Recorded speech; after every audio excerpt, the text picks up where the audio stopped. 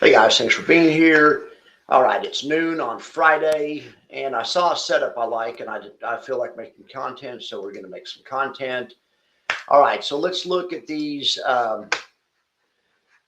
Let's look at these hedge trades. Now, obviously, the market did crash today, so yesterday's hedge trades didn't. I mean, obviously, didn't work out. But look at this chart right here. This is, like I say, this is basically like a live stream. I have no. This is like a live stream that I'm going to pre-record. All right.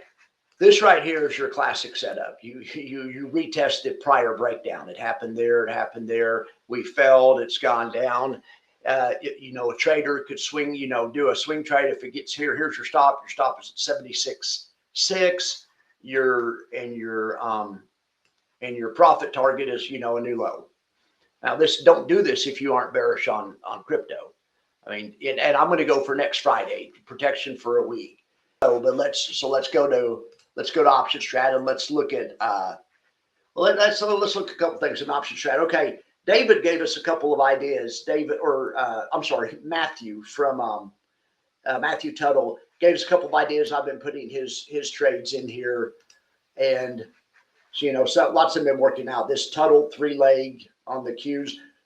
So we're going to do this Tuttle strategy on IBIT, and then I'm going to share it with you guys and get out of here. And if you guys want it, because it's it works. If the market goes down, it can work really well. Total idea 130. The market needs to go down. The market was going down, so that's why we had some winners, not a few losers when the market bounced. All right, so back here, next Friday is Friday the 13th too. I didn't think about that, so it's good to have black swan protection in front of Friday the 13th. Here's our trade. Here is our trade. We could do it one of several ways. We'll just stick with Matthew's 3-leg risk reversal strategy since he's the pro. So the way we construct that, it's a combination of two option strategies. It's a bear call spread.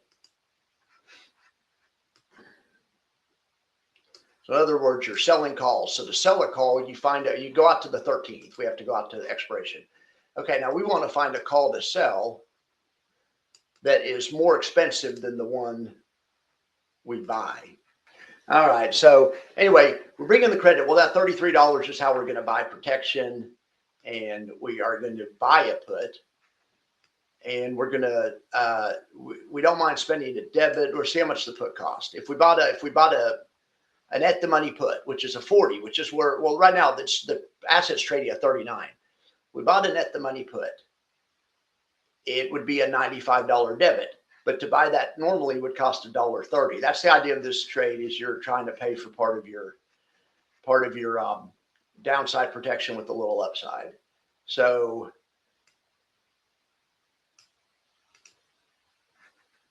this would cost us $109, but it only cost us $75. So we want to protect about half of it. This one would cost us $204, but it would really just cost us $170. So I'm going to scoot these in a little closer. We're just going to go 10% out of the money. Yeah, something like that. There you go, $104. If the market goes up, okay, well, we'll talk about what happens. But that's a decent way to protect for next week. So we'll save that, and we'll say we'll call it the Tuttle 3-leg, because I have my own 3-leg strategy, and it's different because I do it for a credit. But it doesn't give you as much protection, and it's Friday the 13th next week. So let's just put in there Tuttle. Did I strategy? All right, I'll share that with you guys in case anyone wants to do that. I'm going to share that with you guys, and let's go back to like I say, if you don't like this setup, you aren't bearish on Bitcoin, and I'm not really bearish on Bitcoin, but I might use it to protect a portfolio. Okay, well, now let me explain one other thing to you guys. So that, like I say, there's a concept of the way Matthew explains this. This is an overlay. This is not just a trade. I mean, you could do this as a trade if you're bearish, but let's say you had a position of IBIT. Okay, so let's say you had 100 shares. This ought to protect 100 shares of IBIT.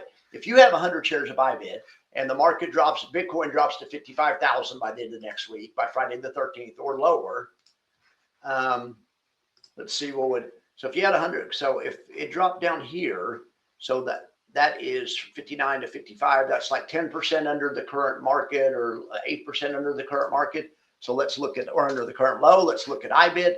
So then we take 8% off the IBIT lows, and 1% is 35 cents. So 8% would be, 30 cents. So 30 cents down would, and that's where we're kind of looking for.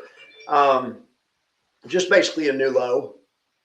So if this happens and I have 100 shares of IBIT, and my IBIT right now is worth 40.50, and it drops down to to 34. Maybe an easier way to visualize this is just add 100 shares of IBIT on top of this. Yeah, and this shows you what you're doing with your account for next week.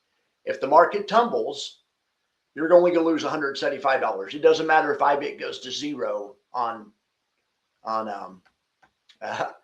Friday the 13th. Okay.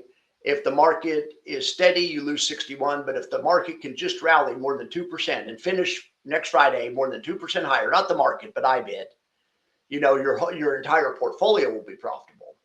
And then if it goes up, let's say we have a 10% rally or something by next by Tuesday or by Wednesday, we have a 10% rally. Well, so it goes, to 44. This trade's a $200 winner on $5,700 worth of risk, or $57 worth of risk. So you 4x. Well, the trade 4x's, but you can see you protect your portfolio, and your portfolio still participates in the upside. Because remember, your portfolio, if the market goes up 10%, your shares of stock will go up too. Your shares of stock will go up 5 points. So you have uncapped upside. Now you don't get full 100% upside because you bought protection. It's a little bit less than, it's a little bit less than the market would do otherwise. And here's the way to illustrate that. All right. So what we could do to illustrate what stock would be just by itself, if you didn't do any options, you're almost always going to come out better in an up market if you don't do options. The down market, you're almost always going to come up better if you do sell a little premium or hedge. So the way to do this is you just remove the options. You're left with the stock, but the program leaves the white line behind so you can compare. So the white line is the hedge strategy, is Tuttle's hedge, and of course the green and red is just normal stock. So if you think the market's going to go up, and it does go up, you can see the difference between the green line and the white line is that you do a little bit better at expiration. You do have uncapped upside. It's just not full upside, but that's still pretty good. The other thing is a lot of people don't hold until expiration. Matthew will probably takes this trade and rolls. He'll probably roll by Tuesday, Wednesday, or something like that. And on Tuesday or Wednesday, the white line is not as far below the green line, especially here on smaller moves. So anyway, so that's the trade. That is absolutely the trade. I'm going to share that with you. I'm going to take the stock off there and just share the trade with you. All right, guys. Thank you so much. Have a good day. See ya.